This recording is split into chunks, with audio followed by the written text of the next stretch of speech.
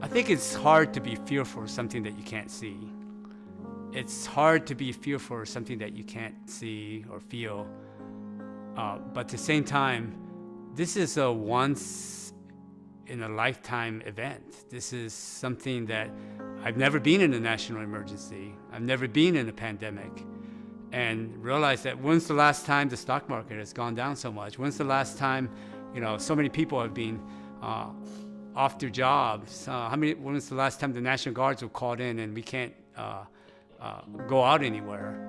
So when you put that in perspective, I think you have to realize that there's something brewing there and we need to all do our share. I'm not sure what St. Joe's motive is, and I'm not going to comment whether this is some financial issue or whatever it is. But I think when a hospital, to me, is not just responsible for the patients there, but it needs to stand out in the community as a leader to protect the community, to protect the unwanted, to protect the homeless, to protect the elderly.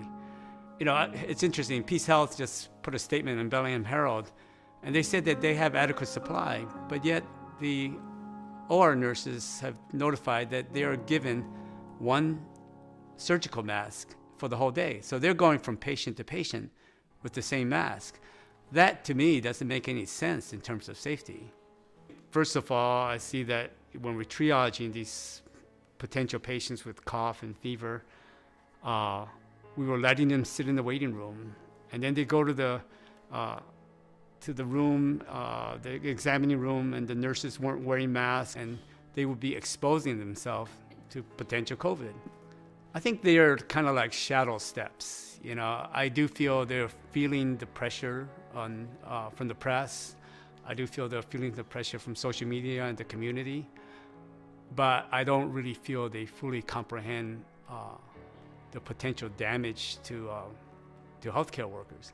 I mean, already Shuckson has had almost a half a dozen staff workers, and who knows, many more possibly, who's been infected with COVID. And they're going to spread that to their family, and the family's possibly going to spread that to other people. Well, I think some things they've just started, of course, they're probably planning it, who knows. But, I think scrubs for everybody. I think the triage should be moved up front, possibly in the tent where a patient can be determined if they have potential COVID sign. They could be triaged to a separate entrance. I see that we can use a quarantine room where people can bring their clothes and change, and then put on their scrubs or whatever safety suit they want to put on. I think everybody in the hospital should wear a mask. I think every patient should wear a mask, because every patient is potential COVID until proven otherwise. This disease is so difficult to mask, to discover. And a lot of times, unfortunately, it's too late. You find out too late that they have COVID. We need to have an actual plan that we're going to have a COVID side and non-COVID side, just for patient safety. Eventually, at some point, we're going to get more rapid testing. And hopefully, the hospital and all the lab companies can work together, not individually, to make sure that this is run efficiently. We're talking about a national emergency. We're talking about a pandemic. People need to work together to get through this. And I think the resources there, I think the people are there, the motivation's there. It's just a matter of organizing it. And I hope I'm helping. Well, I think everybody is worried. They're worried about bringing it home to their family. They're worried about the illness itself. But this is a blind disease that's coming up. This is a blind enemy that's creeping up on us, and it's hard to, in some way, when you're working, it's hard to prepare for that because you don't see it coming until it's too late. I think trying to prepare for this requires a lot of discipline, a lot of practice, a lot of planning, because it's hard to keep yourself sterile. It's hard to not contaminate yourself. And these are things that, it's hard to do your whole shift. I found it almost impossible when I was working the other day. I felt like I was touching my face. I feel like I was touching my phone and contaminating everything. I want to let PeaceHealth know that we are here to try to help. And on the other hand, we want to also know that we're all, PeaceHealth is looking out after us and assure us that we are all safe. I don't see why it can't happen. We can the community can pull together, people are willing to pitch in, we can get the equipment and the safety measures put in place so that nobody is hurt. I think it's a good example is Singapore. Singapore has had no deaths from healthcare workers. And I do fear for my staff, I fear for the healthcare field in Bellingham. I don't feel we're adequately prepared, and that's why I'm here. Well, we've been through meetings and they keep telling us, well, we're gonna be in real trouble if we get multiple patients and that we don't have enough equipment, for a week and so the fear was there. But, we all kind of thought, well, maybe this won't get carried away. Maybe the government, CDC, will control things and isolate patients as soon as they find them. But then we're starting to find, wow, there's community-acquired coronavirus. And on top of that, our testing was so delayed, especially at PeaceHealth.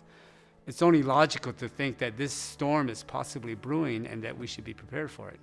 So when I was flying to South Dakota to go work in the Indian reservation, I realized, wow, people are wearing masks, people are wearing gloves, but where is the place that has the highest concentration of COVID? And that's the hospital. We're sitting on potential COVID patients. We are sitting on COVID patients, and we're not protecting ourselves. And as a result, we are spreading the germ to our family and our community. Italy, for example, had 30% of the healthcare workers infected. So, I started my Facebook page, and the support I got was just incredible. The support from the business, support from legislature, support from fellow doctors. But the one thing I did realize was people are afraid to talk, and they wanted to be anonymous. And I understand that. I think I totally understand that. A lot of us, we need to make a living. But I also want people to know that the community is behind us, and the healthcare people are also there to help the community. And I feel that we can do this if we can pull it together. I feel Bellingham could be a place where we can put our resources together and help each other out. I also feel that this is going to be a long event, and we have to think in the long term. We can't think of 1 week ahead. We have to think of 3 months ahead, 4 months ahead, if not. We have to look out for the shelter, not just the nursing homes, but the homeless, the elderly, people who can't get their supplies. So this has to be all thought out, and we all have to be working together. So I'm not here to slay PeaceHealth. I have no reason to do that. I'm not anti anything. In fact, I don't even post many things on Facebook. But I do think sometimes morally, when you see something wrong, I think you have to speak out. And it may take some risk and sacrifices, but that's how I want my kids to be, and I want to set an example for that. My name is Ming Lin. I'm an emergency room physician at St. Joe's Bellingham. I've been doing this for about 30 years, and I enjoy it. I hope I can keep on practicing.